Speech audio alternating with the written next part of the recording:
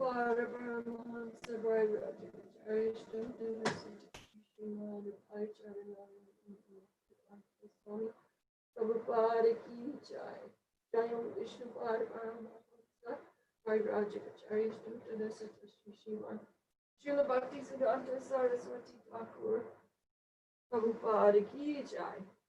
Ananta Koti Vaishnava Vrinda Ki Jai. Namacharya Srila Haridas Thakur Ki Jai. Prinsik Aho Shri Krishna Chaitanya Prabhu Nityananda Shri Advaita Gadadhar Shri Vasani Gaur Bhaktivinoda Ki Jai. Shri Shri Radha Krishna Gopa Gopinath Shyamakunda Radha Kunda Giri Govardhan Ki Jai. Vrindavan Mathura Dham Ki Jai. Mayapur Navadvip Dham Ki Jai. Jagannath Puri Dham Ki Jai. Tulsi Devi Bhakti Devi Ki Jai. Ganga Mai Yamuna Mai Ki Jai. Samveta Bhakta Vrinda Ki Jai. All glories to the assembled devotees. All glories to the assembled devotees. All glories to the assembled devotees. All glories to Sri Guru and Sri Gauranga. All glories to Srila Prabhupada. All glories to all your wonderful, beloved spiritual masters.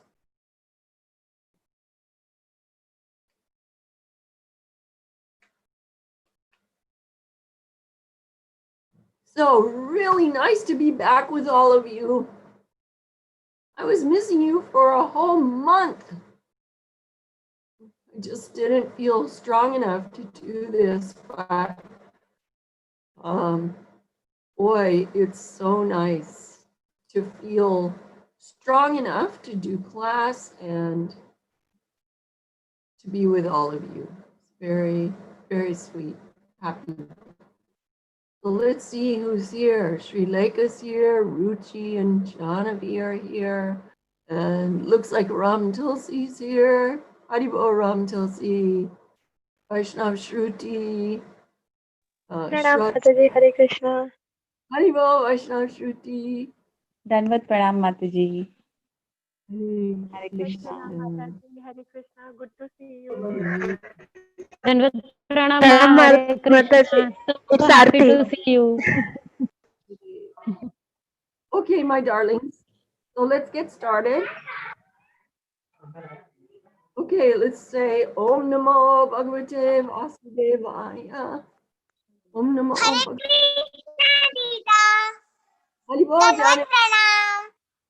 Hare Krishna Bhadram He. Hare Krishna. Hey, Lasika, are you here with us tonight? Lasika, if you are here, please speak. Mataji, we have three odd people watching on YouTube, but we don't know who they are. So maybe she's on YouTube. Oh, okay. So very, very good. So, Om Namo Bhagavate Vasudevaya. Om Namo Bhagavate Vasudevaya. Om Namo Bhagavate Vasudevaya.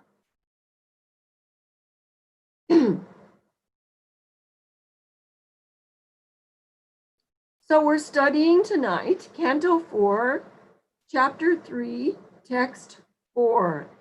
I will read the Sanskrit and the translation, well, the word for word synonyms, and then the translation.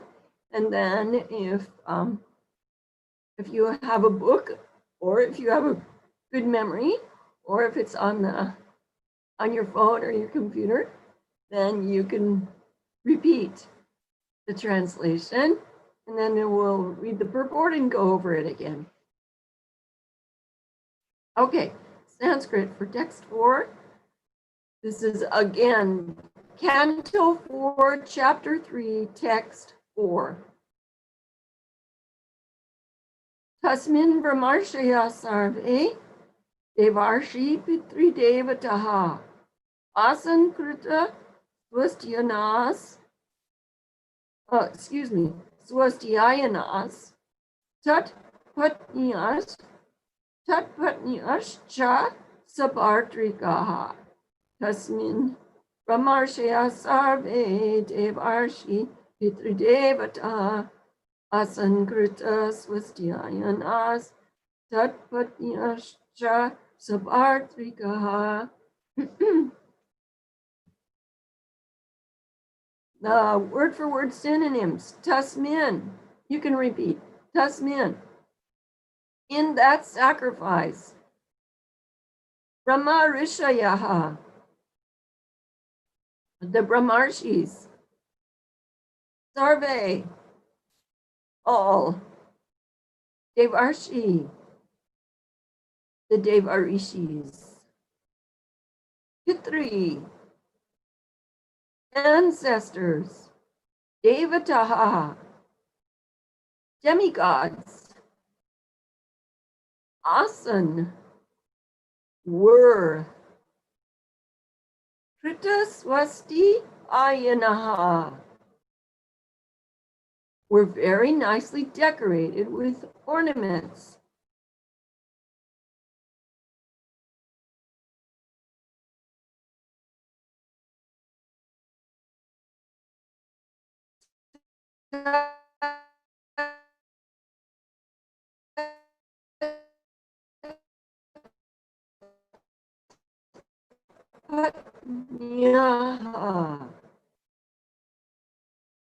Their wives, Savartrikaha, along with their husbands, formed many Brahmarshis, great sages, ancestral demigods, and other demigods.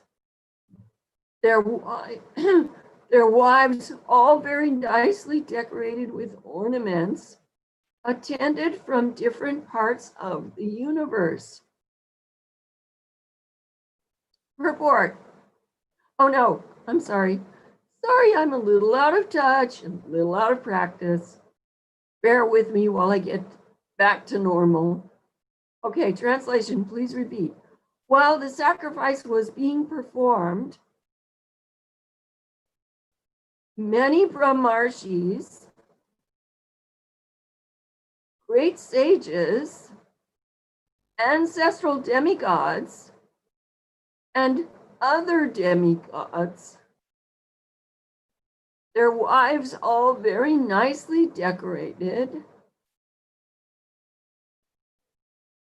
with ornaments,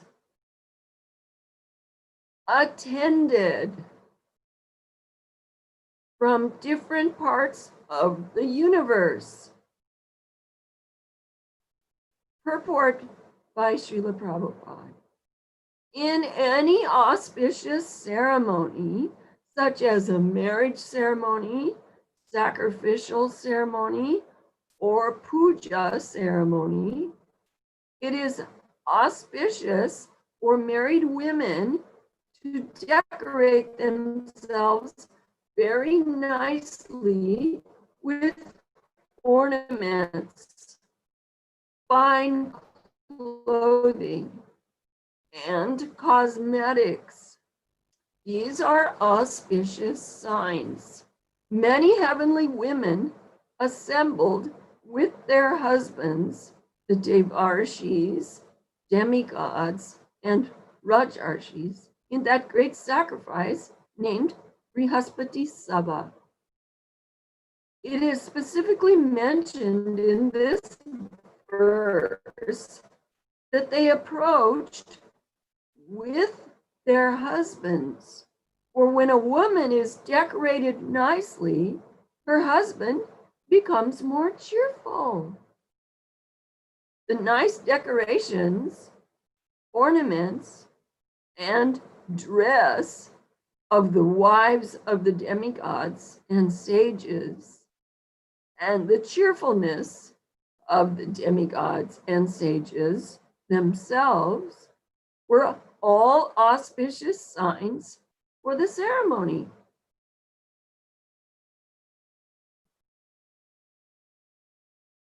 Om Agyanatimirandasya Gyananjana Shalakaya Chakshur Unmilitam Yena Tasmai Shri Gurave Namaha Mukam Karoti Vachalam Pangung Langayate Girim, Yat Kripatam Ahang Bante, Shri Gurun Dinataranam, Pancha Kalpatarubhyascha, Kripa Sindhubhya Patitanam Pavanebhyo, Vaishnavebhyo Namo Namaha. So the translation again, while the sacrifice was being performed, many Brahmarshis, great sages, ancestral demigods, and other demigods, their wives, all very nicely decorated with ornaments, attended from different parts of the universe. So let's go through the purport and see if we can find any realizations or things to comment on. In any auspicious ceremony, such as a marriage ceremony, sacrificial ceremony, or puja ceremony, it is auspicious for married women to decorate themselves very nicely with ornaments, fine clothing, and cosmetics. So one thought is I would like to know who remembers another place where Srila Prabhupada talks about women or girls dressing up nicely. Does anyone remember? There's a specific place where Srila Prabhupada talks about how women dress nicely, and he gives the reason why. I'll give you a second to unmute yourself and you can tell if you remember.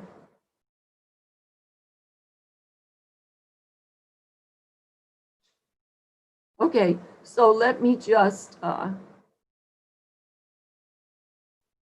remind you that there is a place where Srila Prabhupada talks about how girls like to dress themselves. Sometimes he calls girls women, even tiny girls, he calls them women. So he explains, Srila Prabhupada explains that girls and women, they like to dress nicely. He says that a boy who's 16 years old, he will dress roughly. He uses the word roughly because boys don't care as much. But women care very much. And why is that? We've talked about this before, but whoever remembers can unmute yourself and explain why girls like to dress up. Can anyone remember? Jahnavi, do you know? Well, Srila Prabhupada explains that the reason why girls and women like to dress up, one reason is because they want shelter. They want shelter. So how can a man be interested in giving a woman shelter if she looks unappealing? Because as Prabhupada has explained to us, men are visually inspired. So when we look nice, then our husbands feel cheerful, just as Srila Prabhupada explained in the purport, in this purport. So when we're not yet married, when we don't have our husband yet, then it's our natural inclination to dress attractively so that we can attract a man to give us shelter. So this is natural. And in the coming verses, Srila Prabhupada is going to give some more reasons why women like to dress up. We'll get to those in later classes. And isn't it interesting that Srila Prabhupada mentions 3 types of, what do you call them here in India? You call them functions. I hear people use this word. And in fact, tomorrow we're going to a function. My husband and I are going to an initiation ceremony in Hebri, here in Karnataka. His Holiness Bhakti Raghava Swami is giving initiation to 3 very special souls. So we're going to be there for that. And so naturally, I'm feeling inspired after reading this verse and purport to dress up nicely. Because not only is it an auspicious sign when married women dress up nicely, but it gives our husbands enthusiasm. It makes them feel cheerful. Okay, so we want to give our husbands as much encouragement as possible in whatever ways we can. And isn't it interesting also that Srila Prabhupada mentions 3 items: ornaments, fine clothing, and cosmetics. So even though in another place, Srila Prabhupada kind of makes fun of lipstick, here he's talking about cosmetics being something auspicious. So we've discussed this in the past, that if we use the cosmetics for the pleasure of our husband, or if he doesn't like us to use them, then we can avoid them. But as much as possible, we should dress and wear our hair and our ornaments in a way that we know pleases our husband. Okay? Now, okay, many heavenly women assembled with their husbands, the Devarshis, demigods, and Rajarshis. And in a subsequent purport, Srila Prabhupada talks about some of the different types of demigods that come to Daksha's sacrifice. Some of them are called Upadeva Vara. Now, Shraddha, you can correct me if I'm wrong about this, but I have read that when the word Vara is found at the end of another word, then Vara means the best, or the best of that category. And Upa means like. So Upadeva Vara. So there's a class of demigods that are coming to this sacrifice that Daksha is putting on, and they are like the Devas, the Devatas, and they are the best of those who are like the Devatas. And then Srila Prabhupada explains that they are called Gandharvas, Kinnaras, and Uragas. So there are many different demigods and rishis and sages who came to Daksha's sacrifice. Now, Sati is watching all these demigods and their wives, and she's seeing the sparkling eyes of the demigoddesses, and she's seeing their beautiful silk garments with golden jati work and their finely applied makeup, and how gorgeous they are, and their hair looks so pretty up, up high on their heads, and they have little tiaras and beautiful little chains hooked onto their nose rings, and little tikas and bangles. And Prabhupada especially mentions their necklaces. He says their necklaces have lockets on them. And every time I read that, I'm reminded of when my husband and I had our business, our jewelry business. we found that the ladies were extremely attracted to chains around their necks with a locket or some kind of a jewel on the end.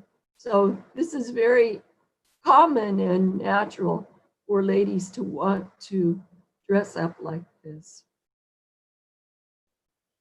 So when Sati saw all of them traveling to her father's palace to attend this big sacrifice, which was called, by the way, Brihaspati Sabha.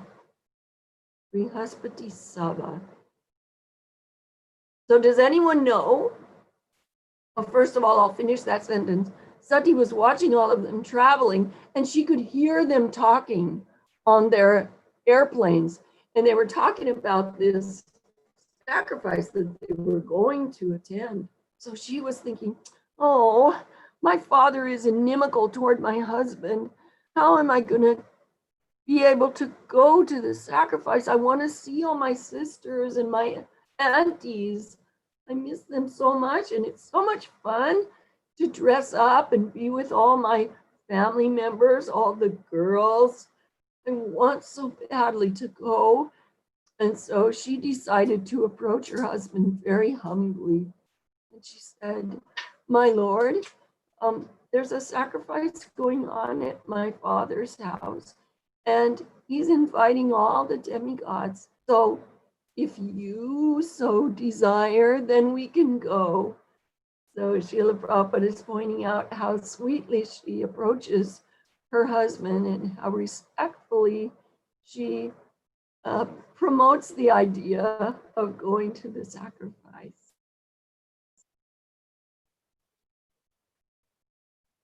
Okay, let's see where we are. It is specifically mentioned in this verse that the demigoddesses approached with their husbands. For when a woman is decorated nicely, her husband becomes more cheerful. The nice decorations, ornaments, and dress of the wives of the demigods and sages, and the cheerfulness of the demigods and sages themselves were all auspicious signs for the ceremony. So isn't that interesting that not only the beautifully dressed and decorated goddesses were auspicious signs for the ceremony, but also the happiness and cheerfulness and joy of the men was an auspicious sign for the ceremony. So does anyone have any comments or anything they would like to add, or if you've had any realizations so far for this first half hour? We're going to go just until 8 o'clock tonight. So if you have anything to offer to add to our class so far, please speak up.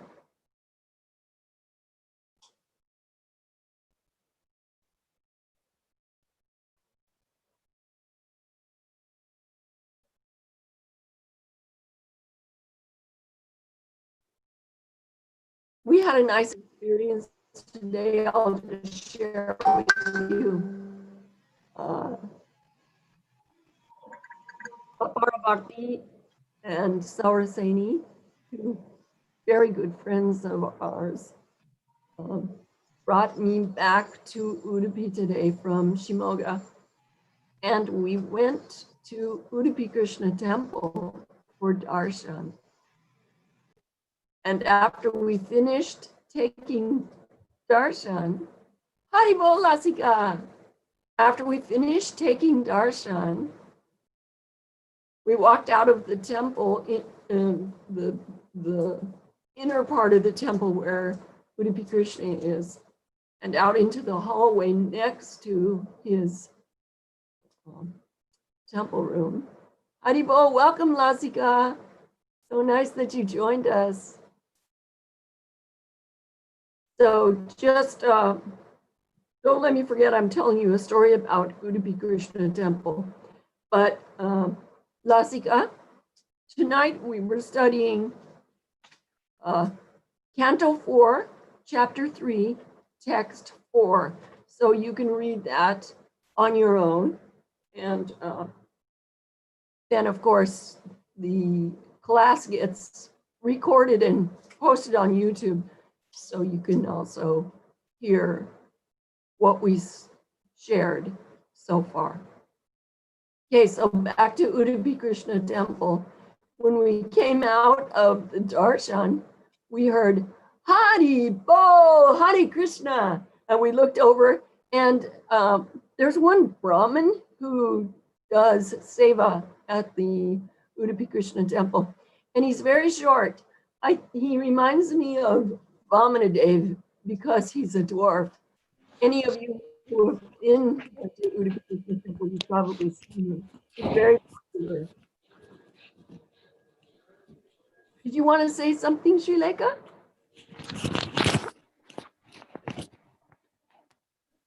Okay. Anyway, so he said, Hare Krishna, Hari Bol, Jai Shri Krishna to us. And he said, come see Anjaneya. So he showed us where Hanuman was, because we were a little disoriented, because right now, due to the COVID-19 pandemic, Udupi Krishna Temple has been completely reworked. They've created walkways that are very specific, and you have to follow them. And it's a little confusing if you're trying to find the old way how to get to certain places. So we needed a little guidance how to find Hanumanji. So then we went in and paid respects to Hanuman. And when we came back out, this little short dwarf devotee, he took us to the prasadam counter so that we could purchase some Mahaprasadam. And it was just a very sweet experience. And I thought, how did he recognize us? Is it because of our tilak? Is it because of our neck beads? Is it because of our saris? Everybody was wearing a sari there. Almost everyone. But anyway, he somehow or other recognized us as ISKCON devotees. So we were very happy about that.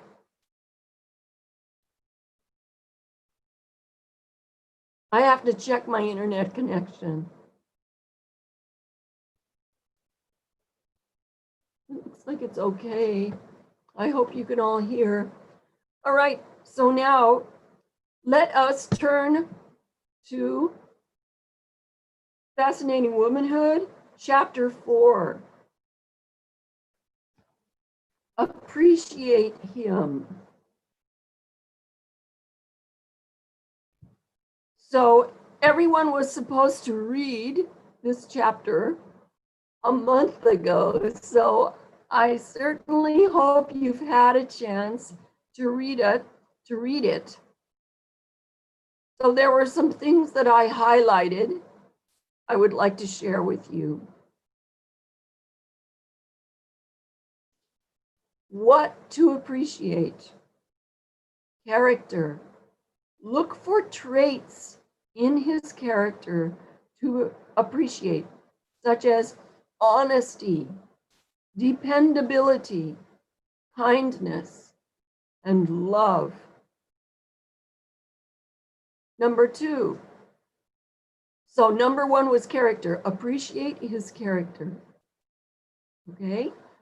Number 2, appreciate his intelligence. To appreciate a man's intellectual features, consider his education, his knowledge, his good judgment, and creative skills. Or he may have a special talent in math, science, sales, or the arts. So take a look at your husband and see what kinds of intelligence he manifests. Number 3, what he does for you. Appreciate what he does for you. Notice and appreciate the many little things he does for you. Such as when he carries in the groceries, opens your door, remembers your birthday, or gives you a phone call. So these are all, they may seem small, but actually they are worth appreciating. And when we are grateful, we become dear to others. Okay, next paragraph. Appreciate the fix-it jobs he does around the house to keep things in repair. Or the yard work. Now, not all of us have a yard, or here in India, you may call it a garden because of British influence. The British don't use the word yard, they use the word garden. But appreciate the things he does around the house to keep things in good repair. Appreciate the things he buys for you.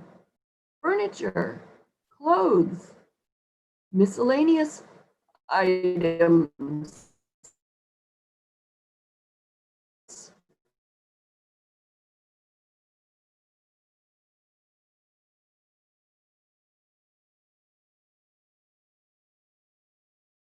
And even your grows with his children. But how nice it is to be appreciated.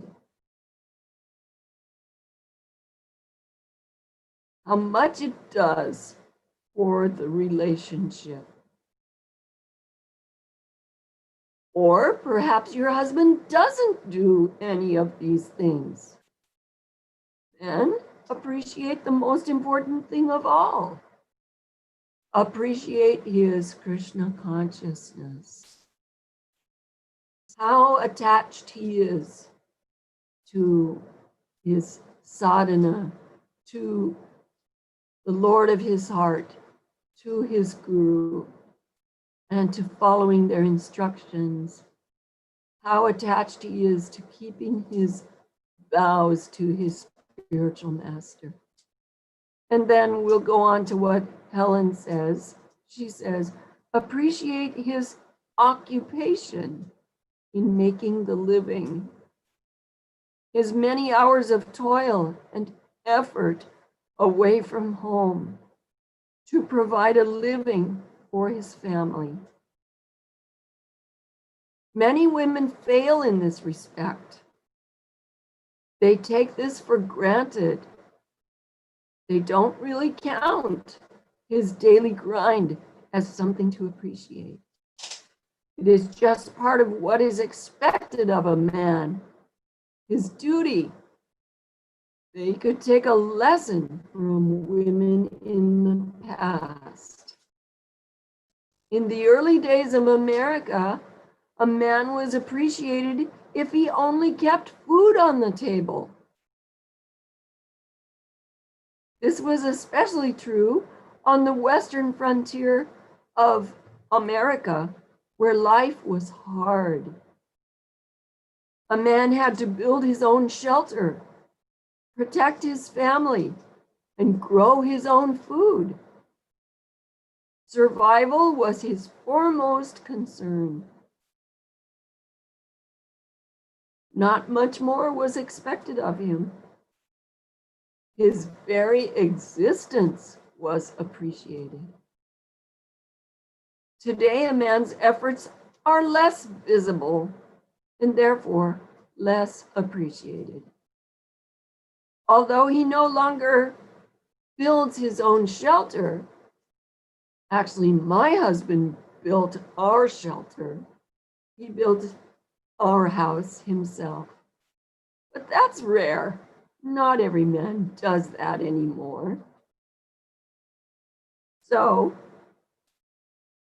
although most men no longer build their own shelter, they must earn enough money to buy one. Although he no longer grows his own food, well, we are aspiring as devotees, we are aspiring to build wonderful farm communities where we do grow our own food. But she says, although he no longer grows his own food, he must earn enough money to pay for it. In addition to necessities, he must earn enough for income tax, state tax, property tax, sales tax, and gasoline tax. He not only supports a family, which, by the way, Srila Prabhupada says is more difficult than supporting an empire. He said one time that for a man to take care of a wife and children is more difficult than running an empire.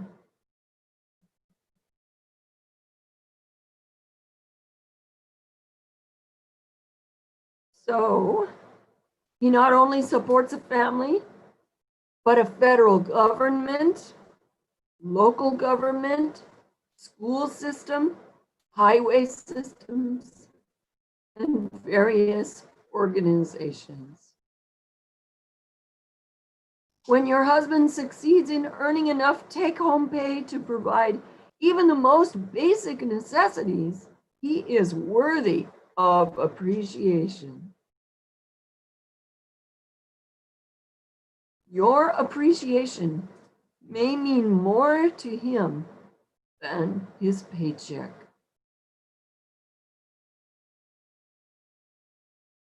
Okay, so now I read a lot that I had not highlighted, but this I did highlight. If you grow tired of appreciating him over and over, remember, he must earn it over and over. One of the most serious faults in anyone is ingratitude. And I'm sure many of you who are familiar with the Ramayana have read it there, that actually for a person to be ungrateful is considered a sin. In fact, it is described as the greatest sin. So we should always be grateful. Grateful for what we have.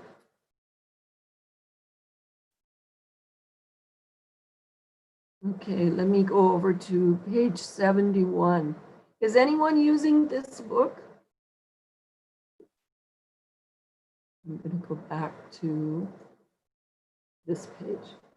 Is anyone using this book? Does anyone have this book in your hand? See, I'm reading the ebook. Okay, okay. And I think some of you must be reading the online downloadable version. Okay, so on page 71 in the book, I highlighted this part. Often a man is at heart a worthy person and only needs for you to suggest that his life does not do justice to his true character. And at the end of the paragraph, it says, remember, it is not by push or persuasion that you bring out the best in your husband and impel him to a more successful and righteous life, but by an unwavering belief in his better side. We've talked about that in the past when we were doing the so many times in the past, Lasika remembers this.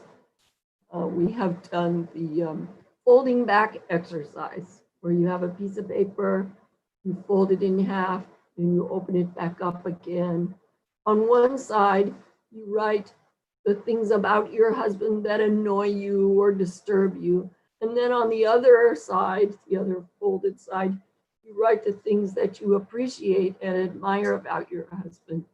So then after you finish, then you turn the auspicious, positive side toward your own eyes, and the inauspicious side of things that you don't like, you turn toward Krishna.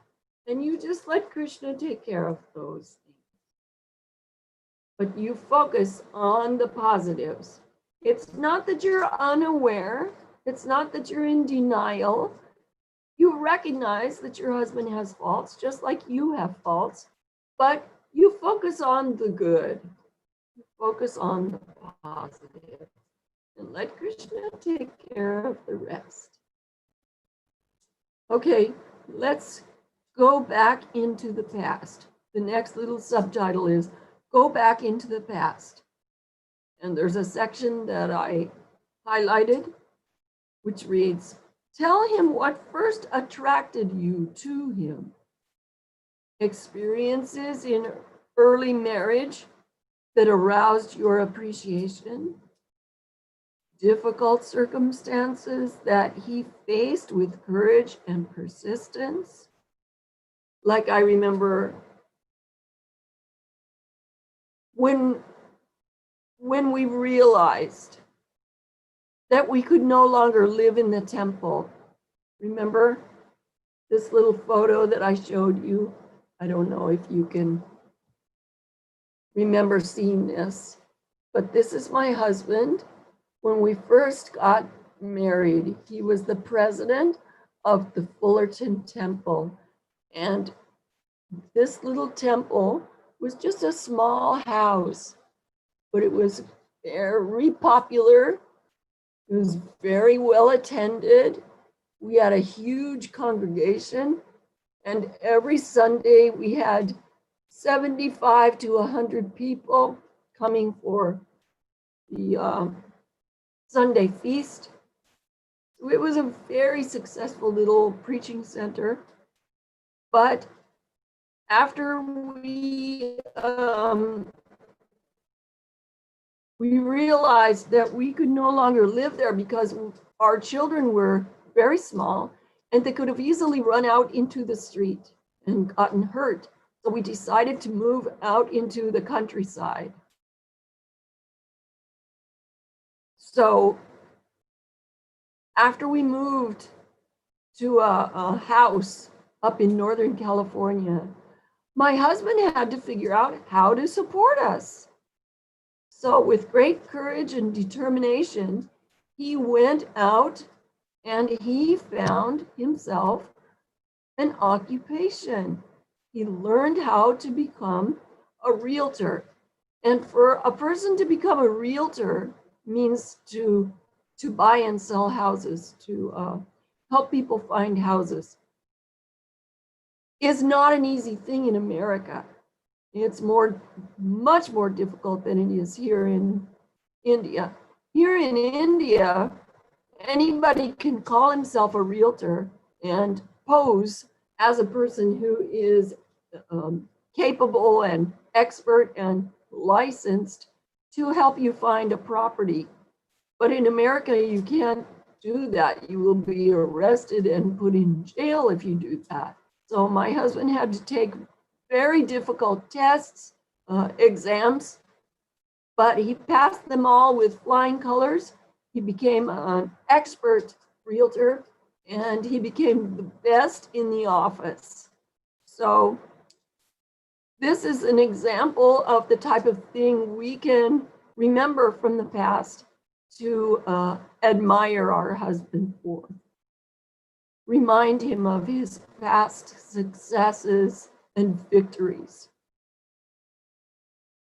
I'm back to reading. Express appreciation for the diligence he displayed in getting his education or establishing himself in his work.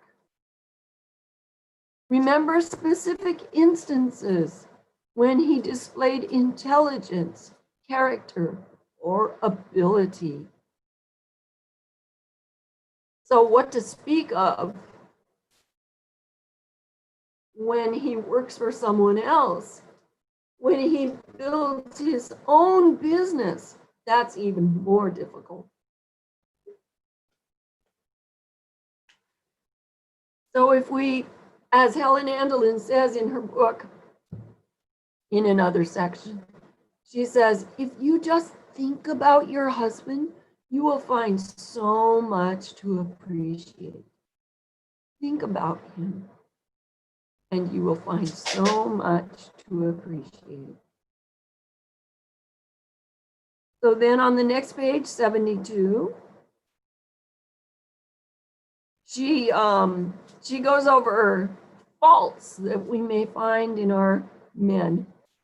Number one, obnoxious. Suppose a man is so obnoxious that his own children run from him. He picks arguments, habitually disagrees with you, and in other words, in other ways, makes life difficult. It's almost as though he's taking revenge for some mysterious reason you don't understand. Look beneath the surface. He may be a man of high caliber who hasn't been appreciated for his full worth.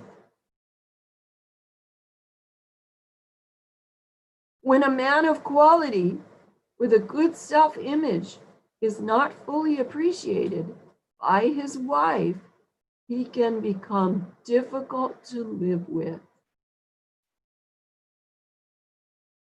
Then a little lower down, she describes a man who is moody. Suppose a man is moody or discouraged for long periods. This was typical of Abraham Lincoln. He sat for hours brooding or reading the newspaper. Look beneath the surface of such a man, and you will discover he has high aspirations which are not being met. Appreciate not only his high goals, but his frustration for not reaching his goals. If he were a lesser man, he wouldn't suffer. He wouldn't be frustrated. Okay, now number 3, forgetful, negligent, or thoughtless. Suppose a man is thoughtless or absent-minded. Look beneath the surface, and you may find a man who is absorbed in things he considers more important. Negligent at home. Suppose he never gets around to mowing the lawn. The grass is so high you're afraid that snakes will nest in it. He doesn't get the house painted, do the repair work, or attend to the little odd jobs around the house. You remind him again and again, but his mind is on something else. Look beneath the surface. He may be putting his energies away from home toward being successful in his work. In his arrangement of priorities, he considers the jobs around the house of minor importance and his work away from home of major importance. The point to remember is this: in looking for things to appreciate, never give up on a man. If you can't appreciate his character, his intelligence, or the things he does for you, have faith in him. Have faith in him. Appreciate his past efforts and look for virtues beneath his faults.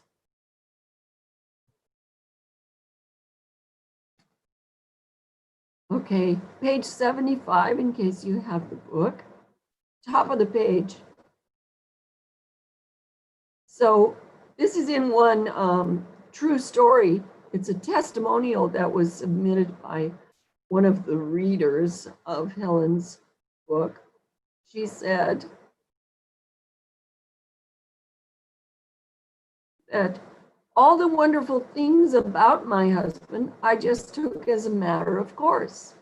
I simply did not think to comment about them or even know about them. Undoubtedly, this appeared to him as indifference. As soon as I learned about focusing on his good side and expressing my admiration, I began practicing it. He never tires of hearing it. Very sweet, huh? As I concentrated on his better side, his faults became insignificant. I'm sure all of you have experienced that. Okay, so now for next week, I will announce the verse that we're going to study for next Saturday. Next Saturday is the 28th, November 28th. So please come to the class and please, before class, read chapter 5, Admire Him. And the little, what do you call it, subtitle is Admire His Manliness. Okay, so this is a very, very important chapter. It's quite a few pages, so make sure you block off some time this week to study chapter 5. Okay, and I'm not going to give any other assignments. If you desire, you can do the assignments at the end of the chapter. Okay, thank you everyone for attending the class.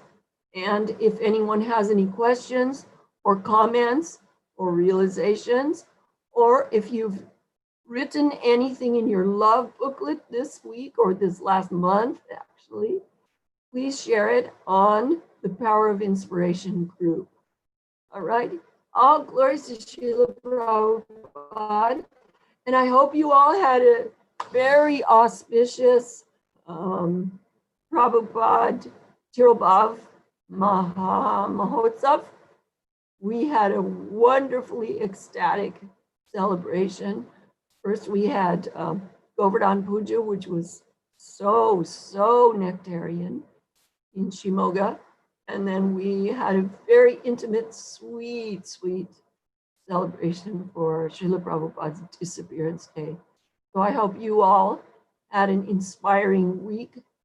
And I'll look forward to connecting with all of you on the Power of Inspiration group. Hare Krishna.